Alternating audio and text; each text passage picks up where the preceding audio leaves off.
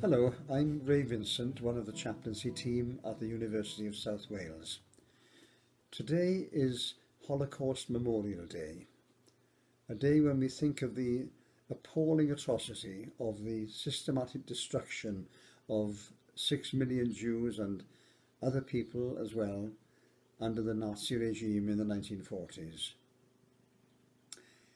It's not a day of bitterness, but a day when we can soberly and humbly reflect on the depths to which humanity can sink, and to bear in mind that this can still happen today, and in some ways is still happening today. It's also a time when we can honour and celebrate those who have stood up for justice and humanity, often at risk to their own lives, and when we can think about the part that we can have in this. The theme for this year is Be the Light in the Darkness, and I invite you now to watch a slide presentation that will remind us of the meaning of this day and help to focus our thoughts. This familiar picture is of the Auschwitz concentration camp in Poland, where over 1 million people died, either in the gas chambers or from starvation, disease and ill treatment. The forces of the Soviet Union took it over and set its survivors free on this day, 27th of January in 1945. The Holocaust was a world-changing event in the history of the Jewish people when 6 million lost their lives. But there were others too: homosexuals, Roma, disabled people, and political and religious dissidents. And since then there have been other acts of genocide and mass killing. Former Chief Rabbi Jonathan Sacks, who died recently, acknowledged this. Holocaust Remembrance Day does not imply that the Holocaust was the only tragedy of modern history. To the contrary, it reminds us that unchecked, hatred can take many forms and claim many kinds of victims. Britain today is not Nazi Germany, nor Cambodia, nor Rwanda, nor Bosnia at the time of genocide, but the evils of prejudice, discrimination and intolerance are still with us. The pandemic we are living through today is showing the enormous compassion and courage humanity is capable of, but it has also brought out abuse and conspiracy theories, denial and misinformation. Hatred and hostility against people just for who they are is still rife in the world today, and we need to stand against it. When we start to label people and devalue them, we're on a dangerous path. The next step is to start using labels that imply people not human. This marks out certain kinds of people as not worthy of being treated as human beings, and it's often been a prelude to genocide.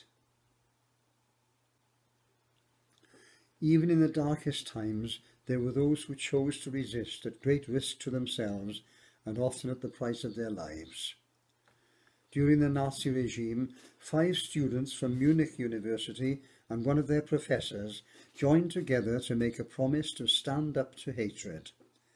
They formed the White Rose Group and began a secret campaign.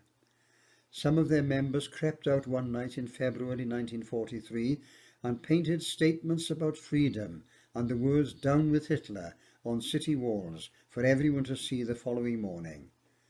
They paid for that action with their lives. Others resisted less openly, but still took risks.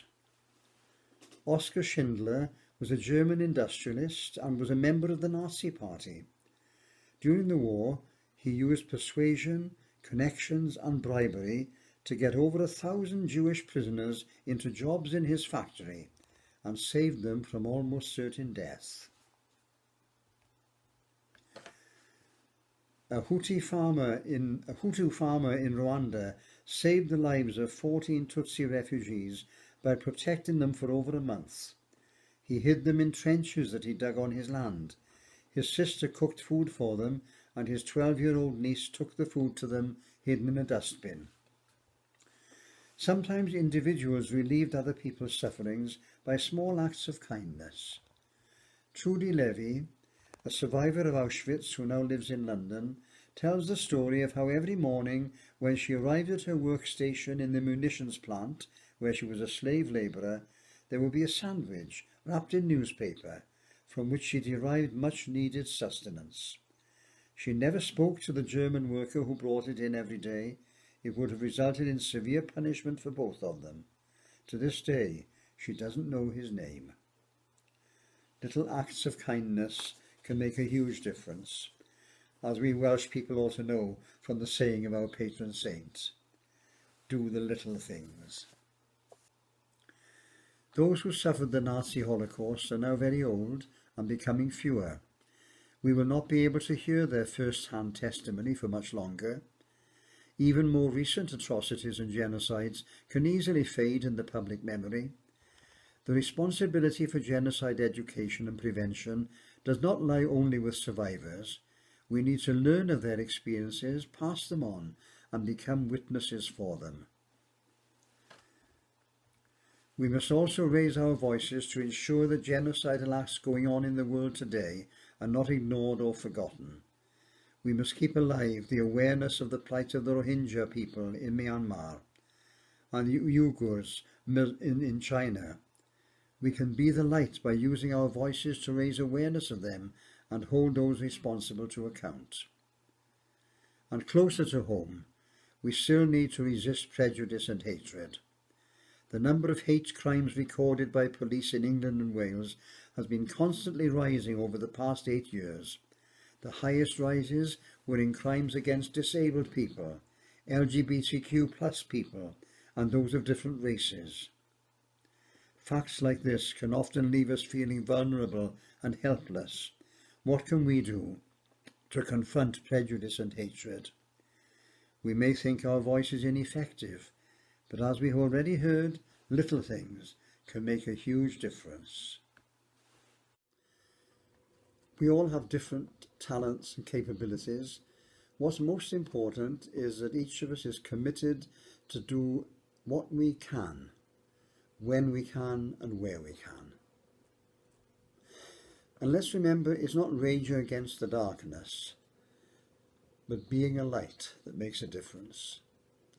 Not condemning other people as bigots and hate merchants, but replacing the negative with the positive.